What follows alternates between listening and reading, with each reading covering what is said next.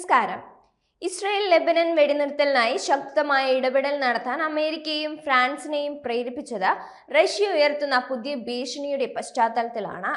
Hezbollah ലെബനനിൽ നിന്നും അയച്ച മിസൈലുകൾ ഇസ്രായേലിൽ ലക്ഷ്യം കണ്ടു തുടങ്ങിയതോടെ ഇസ്രായേലിനും വിട്ടുവീഴ്ചയ്ക്ക് തയ്യാറാകേണ്ട സാഹചര്യമാണ് ഉണ്ടായത്.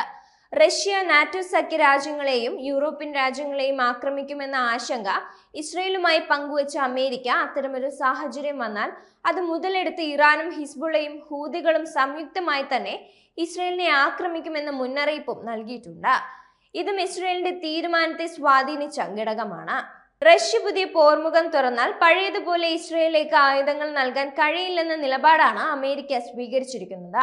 മാത്രമല്ല, ഇസ്രായേലിന്റെ സുരക്ഷയ്ക്കായി വിന്യസിക്കപ്പെട്ട അമേരിക്കൻ പടക്കപ്പലുകൾക്ക് മറ്റ് സഖ്യകക്ഷികളുടെ സുരക്ഷ കൂടി നോക്കേണ്ട സാഹചര്യമുണ്ടെന്നും American president Joe Biden Israel പ്രധാനമന്ത്രി ബെഞ്ചമിൻ നെതന്യാഹുവിനെ അറിയിച്ചിട്ടുണ്ട്. ഇതോടെയാണ് നെതന്യാഹുവിന്റെ കണക്കുകൂട്ടലുകളെല്ലാം തെറ്റിപ്പോയത്. ബുധനാഴ്ച പ്രാദേശിക സമയം രാവിലെ 4 മണി മുതൽ വെടിനിർത്തൽ പ്രാബല്യത്തിൽ വരുമെന്നായിരുന്നു അമേരിക്കൻ പ്രസിഡന്റ് ജോ ബൈഡൻ പ്രഖ്യാപിച്ചിരുന്നത്.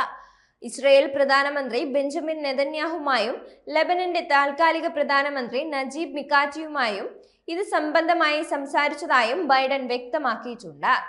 ബൈഡന്റെ വെടിനിർത്തൽ പ്രഖ്യാപനത്തിന് പിന്നാലെ ലെബനീസ് തലസ്ഥാനം ലക്ഷ്യമിട്ട് ഇസ്രായേൽ നടത്തിയ ആക്രമണത്തിൽ 24 പേരാണ് കൊല്ലപ്പെട്ടത്.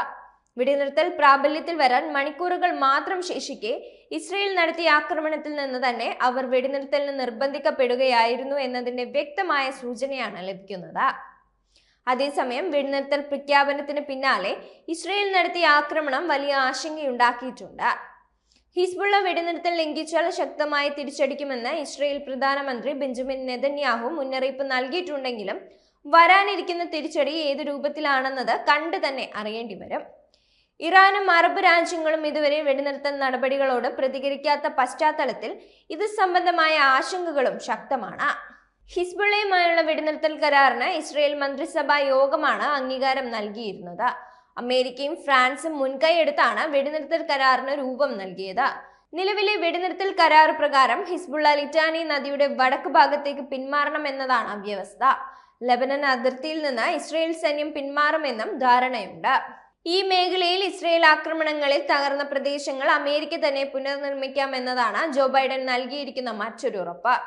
ലെബനൻ സൈന്യം ഇസ്രായേലുമായുള്ള അതിർത്തിക്കടുത്തുള്ള പ്രദേശത്തിന്റെ നിയന്ത്രണം ഏറ്റെടുക്കുന്ന മുറയ്ക്ക് 60 ദിവസത്തിനുള്ളിൽ ഇസ്രായേൽ ഇവിടെ നിന്നും സൈന്യത്തെ പിൻവലിക്കും. ഹിസ്ബുള്ള ഈ മേഖലയിൽ അടിസ്ഥാന സൗകര്യങ്ങൾ പുനർനിർമ്മിക്കുന്നില്ലെന്നും ഉറപ്പാക്കിക്കൊണ്ടായിരിക്കും പിന്മാറ്റമെന്നാണ് ബൈഡൻ വ്യക്തമാക്കിയിരിക്കുന്നത്. French president Emmanuel Macron X പ്ലാറ്റ്ഫോമിലൂടെയും വെടിനിർത്തൽ കരാർ പങ്കുവച്ചിട്ടുണ്ട്. അമേരിക്കയുടെ സഹകരണത്തോടെ ഇസ്രായേലി ലെബനീസ് അധികാരികളുമായി നിരവധി ചർച്ചകളുടെ പരിസമാപ്തിയാണ് ഇത് എന്നായിരുന്നു മാക്രോൺ എക്സിൽ കുറിച്ചിരുന്നത്. ലെബനൻ സർക്കാരുമായി ഇസ്രായേൽ ഉണ്ടാക്കിയ കരാറ് ലെബനനിലെ സായുധ വിഭാഗമായ ഹിസ്ബുള്ള ഇത്രമാത്രം അംഗീകരിക്കുമെന്നതാണ് ലോകം ഇപ്പോൾ ഉറ്റുനോക്കുന്നത്.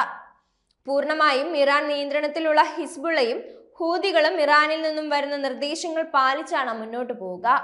അതുകൊണ്ട് തന്നെ ഒരു സാധ്യതയും തള്ളിക്കളയാൻ കഴിയുകയില്ല. അതേസമയം വെടിനിർത്തൽ സംബന്ധിച്ച് വ്യത്യസ്ത റിപ്പോർട്ടുകളാണ് അന്താരാഷ്ട്ര മാധ്യമങ്ങളിൽ നിറയുന്നത്. റഷ്യയുമായും ഉത്തര കൊറിയയുമായും ചേർന്ന് ഇറാനും ഹിസ്ബുള്ളയും ഹൂതികളും പുതിയ നീക്കത്തിന് തുനിയുന്നതും ഇറാനിൽ ഉൾപ്പെടെ സൈനിക താവളങ്ങൾ തുറക്കാൻ റഷ്യ ആലോചിക്കുന്നതുമാണ് അമേരിക്കയെയും ഫ്രാൻസിനെയും സമ്മർദ്ദത്തിലാക്കിയതെന്നാണ് പ്രമുഖ അന്താരാഷ്ട്ര മാധ്യമം റിപ്പോർട്ട് ചെയ്തിരിക്കുന്നത്. നിലവിൽ റഷ്യയും ഉത്തര കൊറിയയും ഒരു സൈനിക സഖ്യമായാണ് മുന്നോട്ട് പോകുന്നത്. ഈ സഖ്യത്തിൽ ഇറാനും അവരുടെ അനുകൂല ഗ്രൂപ്പുകളും കൂടി പങ്കാളികളായ പശ്ചിമേഷ്യയിലും അമേരിക്കയിലും സഖ്യകക്ഷികൾക്കും അത് വലിയ വെല്ലുവിളിയാകും. നിലവിൽ റഷ്യയിൽ നിന്നും വലിയ രൂപത്തിലാണ് ഇറാനിലേക്ക് ആയുധങ്ങൾ ഒഴുകിയിരിക്കുന്നത്. ഇതിൽ വൻ നശീകരണ ശേഷിയുള്ള മിസൈലുകളും ഉൾപ്പെടുന്നതായാണ് അമേരിക്ക സംശയിക്കുന്നത്.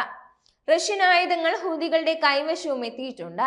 ഇത് അമേരിക്കയുടെ വിമാനവാഹിനി കപ്പലുകൾക്ക് ഉൾപ്പെടെ വലിയ ഭീഷണിയാണ് ഉയർത്തുന്നത്. റഷ്യയിലേക്ക് ദീർഘദൂര മിസൈലുകൾ ഉപയോഗിക്കാൻ അമേരിക്കയും ബ്രിട്ടനും ഫ്രാൻസും യുക്രൈൻ അനുമതി നൽകിയതിൽ വലിയ രോഷത്തിലാണ് റഷ്യയുള്ളത്. ഇതേ തുടർന്ന് ആണവ നയം മാറ്റിയ റഷ്യ യൂറോപ്യൻ രാജ്യങ്ങളെയും നാറ്റോ രാജ്യങ്ങളെയും ആക്രമിക്കാനുള്ള പദ്ധതിയാണ് തയ്യാറാക്കിക്കൊണ്ടിരിക്കുന്നത്. 42 നാറ്റോ സൈനിക താവളങ്ങൾ ലക്ഷ്യമിട്ട് മിസൈലുകളും റഷ്യ തയ്യാറാക്കി നിർത്തിയിട്ടുണ്ട്.